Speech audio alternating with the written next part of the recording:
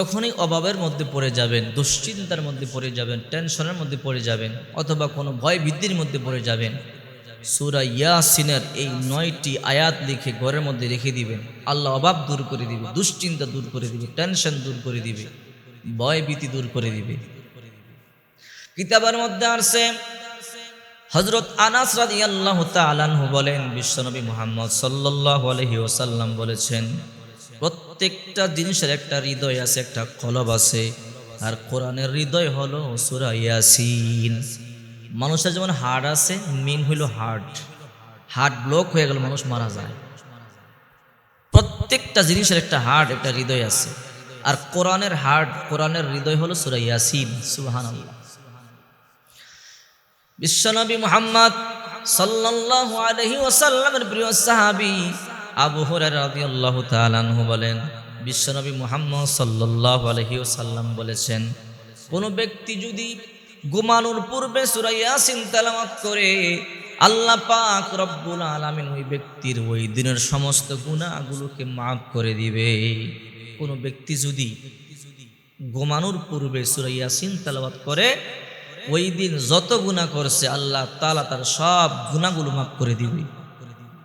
তাফসিরে মাযহারিতে আল্লামা সানাউল্লাহ পানিপতি রাহমাতুল্লাহি আলাইহি লিখেছেন, আব্দুল্লাহ ইবনে জুবায়ের রাদিয়াল্লাহু তাআলা আনহু বলেন, বিশ্বনবী মুহাম্মদ সাল্লাল্লাহু আলাইহি ওয়াসাল্লাম বলেছেন, যখন কোনো মানুষ অভাবের সময়, যখন কোনো মানুষ দুর্ভিক্ষের সময় এই সূরা ইয়াসিন তেলাওয়াত করবে, আল্লাহ তাআলা তার অভাব দূর করে দিবে। আপনি যখনই অভাবের মধ্যে পড়বেন, সূরা ইয়াসিন তেলাওয়াত করবেন।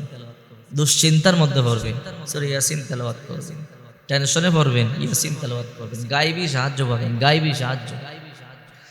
সূরা ইয়াসিন অত্যন্ত গুরুত্বপূর্ণ সূরা। এই সূরার প্রথম 9টি আয়াত আপনি কাগজের মধ্যে লিখে ঘরের মধ্যে রেখে দিবেন। আল্লাহ তাআলা আপনার ঘরকে হেফাজত করবে, রহমতের বৃষ্টি দিয়ে আপনার ঘরকে পরিপূর্ণ করে দিবে। আল্লাহ তাআলা দুশ্চিন্তা দূর করবে, টেনশন দূর করবে, শয়তানের আক্রমণ থেকে আল্লাহ তাআলা আপনার ঘরকে হেফাজত করবে। এই কোরআন আমরা চিনলাম না, এই কোরআন আমরা পড়লাম না, এই কোরআন জীবনকে পরিবর্তন করে দেয়। এই কোরআন হলো শিফা।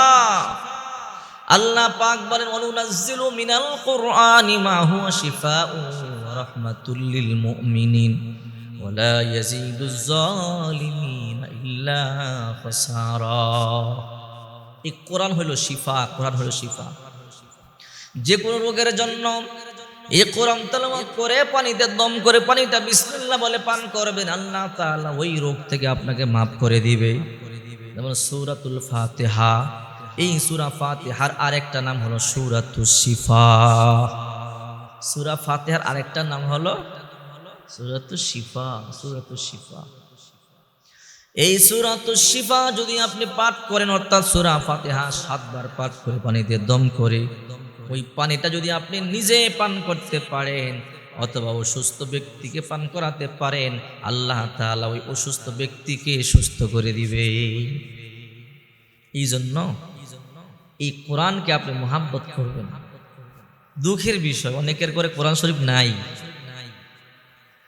দুঃখ কারে কই, অনেক মুসলমান কোরআন শরীফ পড়তে জানে না। যদিও অনেক মুসলমানের করে কোরআন শরীফ আছে, অনেক মুসলমানের করে কোরআন শরীফের উপরে এত ময়লা পড়েছে,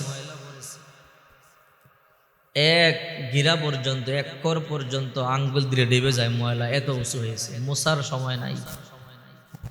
কয় বছর আগে যে কোরআন শরীফ বুকে নিয়ে চুমা খাইছে মনে নাই। ওই ঘরে শান্তি আসবে কোত্থেকে, ওই ঘরে রহমত আসবে কোত্থেকে? কোরআন এমন এক জিনিস, বিশ্ব নবী মুহাম্মদ সাল্লাল্লাহু আলাইহি ওয়াসাল্লাম বলেন, কোরআনে পাকের মধ্যে একটা সূরা আছে সূরাতুল ওয়াকিয়া।